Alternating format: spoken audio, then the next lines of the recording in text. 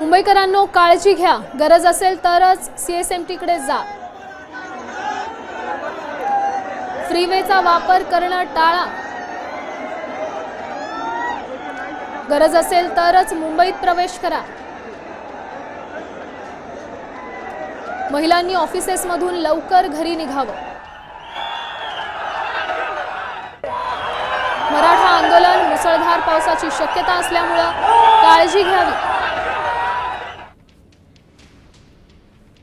आपण पाहू शकतोय मध्य रेल्वेवर या आंदोलनाचा मोठ्या प्रमाणात परिणाम झालाय. खरं तर ऑफिसेस सुटण्याची हे वेळ आहे. नोकरदार वर्गाला घरी जाण्यासाठी या स्थानकांचा वापर करावा लागतो. या स्थानकांमध्ये रोजच मोठ्या प्रमाणात गर्दी असते आणि याच वेळात सध्या मध्य रेल्वेवर त्याचा परिणाम झालाय. कारण आंदोलनात मोठ्या प्रमाणात मराठा बांधव हे मुंबईत दाखल झालेत.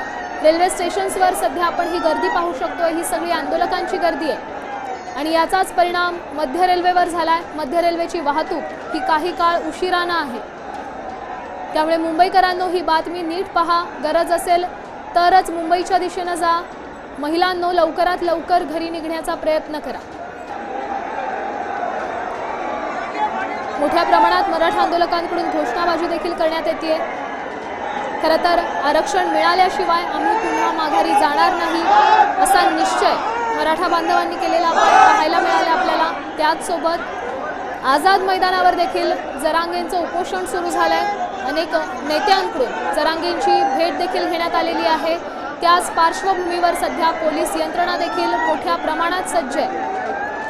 मुंबई पोलीस असो किंवा इतर प्रशासन यंत्रणा या गर्दीला नियंत्रणात ठेवण्यासाठी सज्ज आहे. मात्र तरी देखील